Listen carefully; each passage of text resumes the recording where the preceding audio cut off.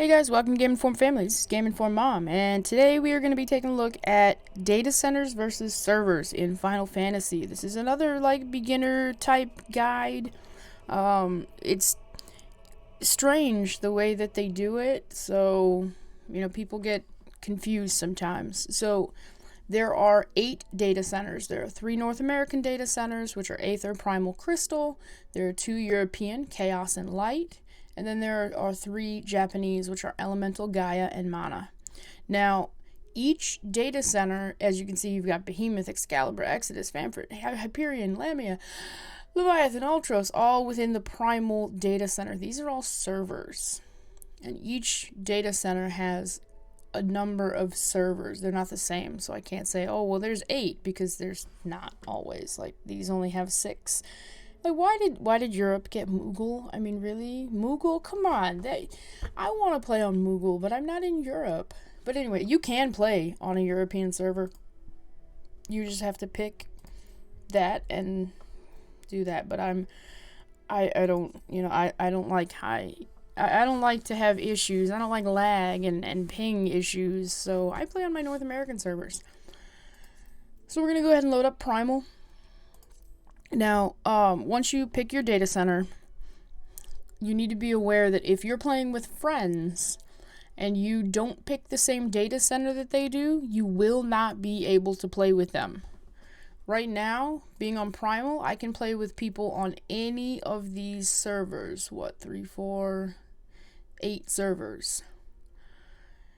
All you have to do is just go to one of the major cities and transfer to another world. And it's not a permanent transfer. It's just, although you can permanently transfer. This is just you just want to go play. You want to visit another world. So what you do, you make your character. And then it's going to give you one more chance to say, no, I don't want to be on this data center or this world.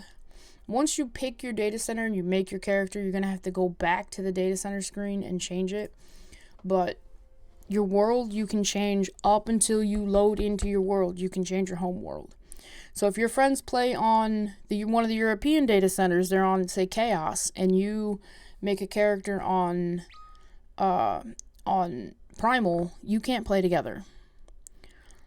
If you aren't in Europe, you can make a character on a European data center or a Japanese data center.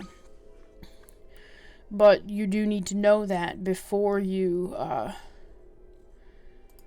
before you actually start playing. You need to know, if you're playing with friends, where you need to play. If you're playing by yourself, or if you don't have any friends that play it, and you're just going to play with randoms, then that's great. You just pick where you want to play. If you're in North America, I recommend picking North America. If you're in Europe, I recommend picking Europe. If you're in Japan, obviously I recommend you playing in Japan. If you're in Australia, I'm so sorry.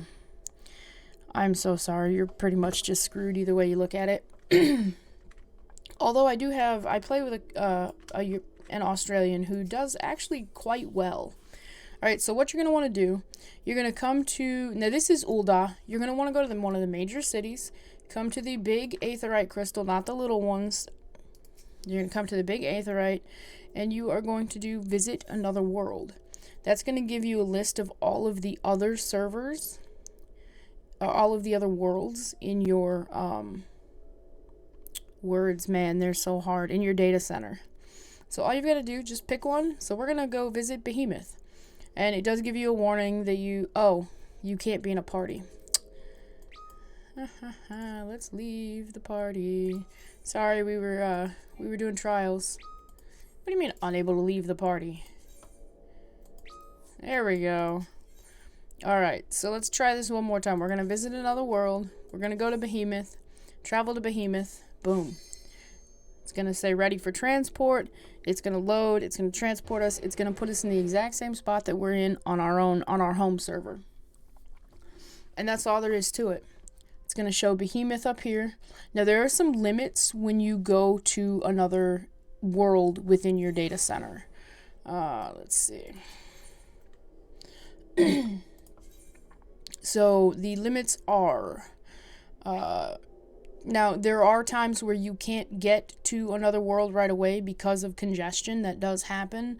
Not terribly bad on the primal data center anyway, but it does happen once in a while. So the restrictions are: you cannot summon your retainers, you cannot put items up on the market board, you can purchase, but you can't put any new items up, you cannot join or form a free company, and the free company information can't be viewed, and you can't do anything with your you can't get company credits. Words, man, they're so hard. You can't use link shells, you can't view link shell information, and you cannot create or join a link shell. Housing, you cannot purchase housing in a world that is not your own, which makes sense. You also can't share a residence with someone who is on another world or from another world, or you can't share their residence on another world. You cannot get married. You cannot do the quests for marriage, and you cannot attend other people's weddings on other worlds.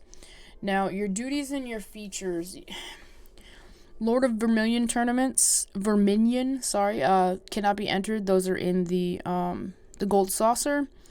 Triple Triad tournaments cannot be entered. Cactpot tickets cannot be purchased. All in the those three are in the Gold Saucer. You cannot use the Moogle delivery service, so you can't send mail or receive mail. Deep Dungeon results will not be saved to the leaderboards, which, I mean, I personally don't care about that, but if you care about that, then that's not going to happen. Your Friendship Circlet and Eternal Bonding Teleportation is available only if both parties are on the same world. So if you and your significant other in-game are, one of you goes and visits another world, the other one doesn't, you cannot teleport with your Eternal Bonding Teleportation. And Legendary and Unspoiled Gathering nodes are inaccessible. So there are some limitations to going to another world, but you can use you can use the Aethernet. You've got all of the same Aethernets that you have on your own home world. It's just a copy of your home world, and you've got all the quests done that you've got on your home world. There's not, like, you can't go back and pick up a quest again because you want to. Why would you want to? But, if you did, you can't. So we're going to go to the market board area in Ul'dah.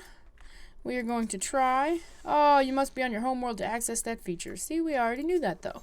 But your market board, you can purchase just like normal. Oops. I confused it. And since we're here, we are going to look and see how much the wind-up Tonberry is here. Whew, 600,000. I want that Tonberry so bad, you just don't know. But yeah, so that's the basics of data center versus world. If you're playing with a friend, make sure you're on the same data center. If you're playing by yourself, just pick one that's in your area, with the exception of Australia. I'm sorry, but it just sucks all around for you guys. I mean, it sucks. And while you are on another world, you will have the Wanderer title, so that people know that you don't belong here. But everything else is pretty much the same. You can queue for duties.